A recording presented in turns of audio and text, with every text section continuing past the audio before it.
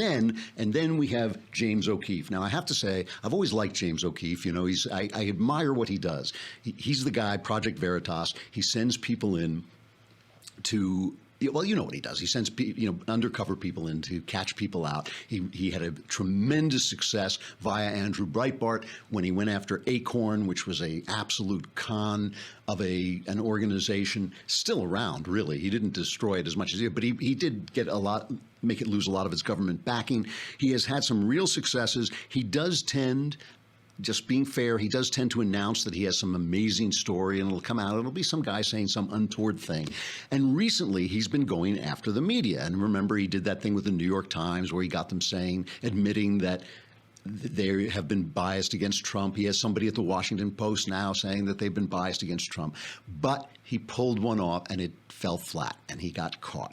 He sent a woman into the Washington Post with a fake story about Roy Moore, right, the Alabama Senate guy who's been accused of all this sexual malfeasance. And he sent a girl in to say that Moore had impregnated her when she was 16 and had then paid for her abortion. And the Washington Post was on the lookout. They knew that James was coming after him, and they got her. So here is a clip of the woman, what's her name? Jamie Phillips, of Project Veritas, going into the Washington Post and telling her story. And the Washington Post reporter basically does what a reporter should do. She catches her.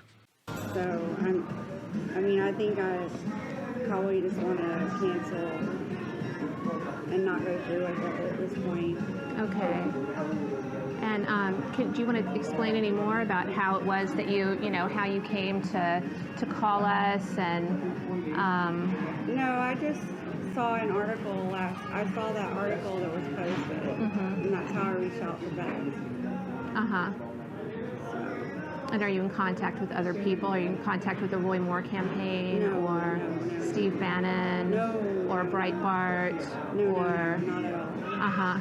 So do you still have an interest in, as this says, combating the lies and deceit of the liberal MSM? Do you still have an interest in working in the conservative media movement to combat the lies and deceit of the liberal MSM? Is that still your interest? No, not really. Yeah. Not at this point. No. She's just nailed. I mean, there's no way around this. The blowback was immense, and we'll get that in a minute. All right, so go back to O'Keefe. O'Keefe sends the girl in. He gets busted. Then the Washington Post goes to Project Veritas and does exactly what O'Keefe did to the New York Times editor, right? We played this on the show. O'Keefe went to the New York Times editor, chased him down the street. The editor wouldn't talk to him. And the same exact thing happens when the Washington Post confronts James outside of Project Veritas. Do you like our techniques? Have you been inspired by Project Veritas? No, we just wanted to confirm that the woman we believe is Jamie Phillips works for Project Veritas. She showed up here this morning. I think it's really cute that you guys are borrowing our techniques. That's okay. So just one question. So it was a design. Actually, then? We're busy right now. Well, here's the problem. We're running to a meeting. Someone Here's the problem. approached the Washington Post reporter saying that she was impregnated by Roy Moore. Here's the problem. Was that truthful or was Here's that the problem. not? The problem is we're busy. So if you'd like to make an appointment, please call our office and make an appointment. Okay, I can do Thank that. you. So When can we talk today? Thank you. We actually tried contacting the New York Times and all those organizations. Okay. And they refused to talk to us, so you could knock on our door and we'd be happy to talk to you, okay? But I have to run to this meeting right now. Okay. And So I feel, again, that James blew this, right? Because the Washington Post came out looking good. They checked the story. Now, I found it kind of amusing that the fact that the Washington Post would fact-check a story became a story. Like, the Washington Post was just like, yeah, we fact-checked a story, yeah. I'm thinking, like, you're a newspaper. You should fact-check every story. And people were vicious. Even on the right, people were piling onto O'Keefe as if he had done something wrong. Now, here's my reaction to this, because he did do something wrong if he just went in to expose the Washington Post if he suspected that their accusations against Roy Moore were a political setup, and there's some reason to think that, there's some reason to think that some of them were a political setup, if he thinks that, why not go in, and this is what he does, undercover journalism, why not go in and try and expose them, and then admit it if you get caught. Admit that, no, they got you. You know, what is wrong with saying that?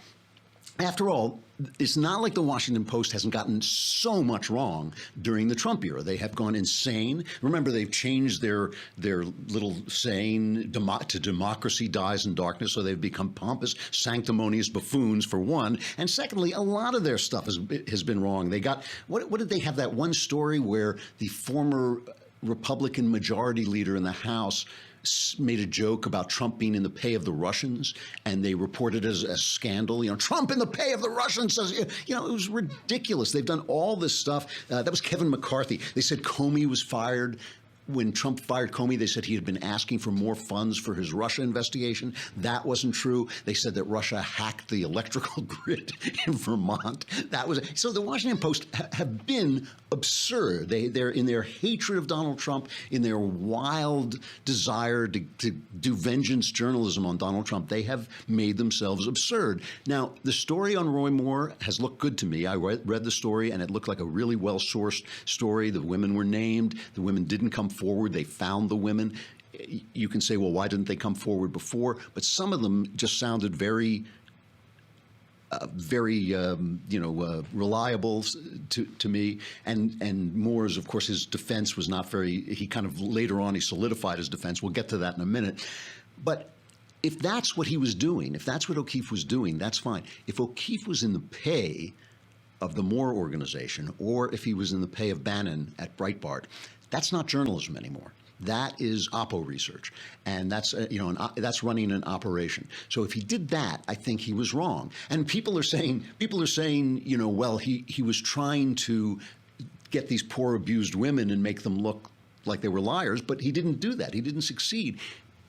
So I don't understand why, you know, that's like saying of the Washington Post, I thought all women were supposed to be believed, but you didn't believe this woman.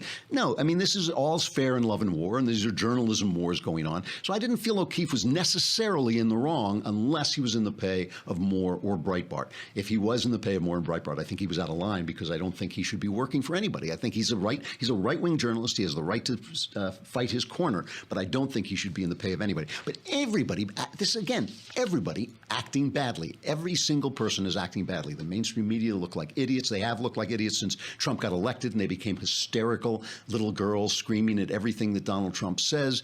After 8 years of lying on their backs like a poodle waiting for their tummies to be scratched by Barack Obama, they just look absurd. I don't think O'Keefe came out of that smelling like a rose. I think he was wrong not to turn and face the music and say, good job, you guys. I thought you were doing a bad thing, but you proved me wrong. That's journalism too. You know, proving that the Washington Post is checking their stories. That's journalism too. I don't know why he should run away like a criminal, and I don't know why the right should pile on him like he's a criminal. We need people like this to expose the mainstream media. They are corrupt. They are ideologically corrupt. And the fact that some of them are talented journalists makes it all the worse. It's all the worse that they're talented journalists working a corrupt way. Again, with Trump, everybody looking bad.